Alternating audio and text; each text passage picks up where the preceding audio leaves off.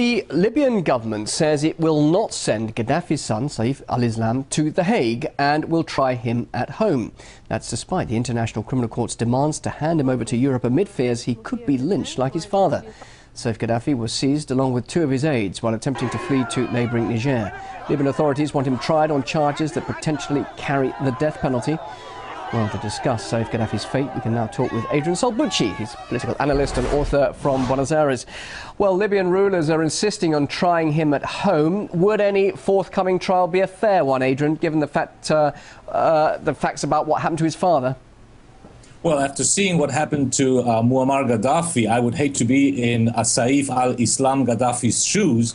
Either way, there will be very strong pressure on the provisional Libyan government to try and have him extradited. Now, what Saif al-Islam al-Gaddafi has is a terrible choice between being shot or being hanged. Because if he is judged and tried in Libya, he might end up very much in a Saddam Hussein-like trial where he will end up being hung or he will end up being killed one way or the other. And if he is extradited to The Hague, the International Criminal Court has already said, and we've seen what they've done in the cases of Ratko Mladic from Serbia or Slobodan Milosevic, it will not be a fair trial because the International Criminal Court is very much in line of the historical Nuremberg tribunal, where the victors in war feel that they have the right to judge those who are defeated, so that there can be no justice there either.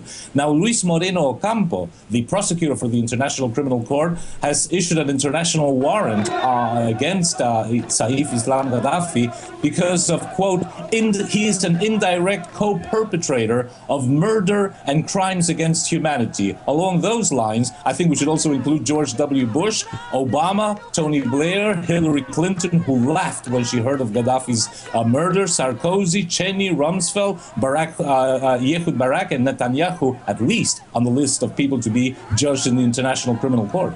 Well, you mentioned all those people. Surely a trial would prove to be very uncomfortable for those with whom Saif has had international contacts with, would it not? Secrets will be spilled.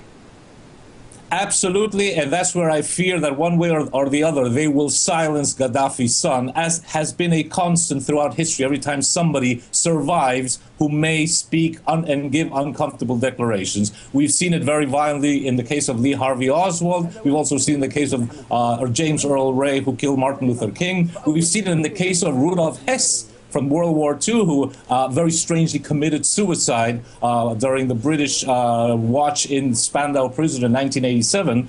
And we've also seen, and this is all historical documents, how Muammar Gaddafi, only in the last 2 years, has shook the hands of Tony Blair, Barack Obama, Jacques Chirac, Sarkozy, and only last year in September there was an Arab League summit in Sirte in Libya, and Silvio Berlusconi kisses Mr. Gaddafi's hand. So no doubt a lot of things were negotiated, a lot of very uncomfortable declarations and information could be given by Saif al-Islam Gaddafi, Gaddafi's son. So I think that he will one way or another be silenced, either through life imprisonment or through execution or through some other lynching parade, as we saw with Muammar Gaddafi only a month ago in Libya. Just briefly though, if he was sentenced to death, well, how would the international community react to that? What would it do for the NTC's reputation and indeed for a country supposedly in transition to being a democratic country? Would it not be harmful to Libya's reputation?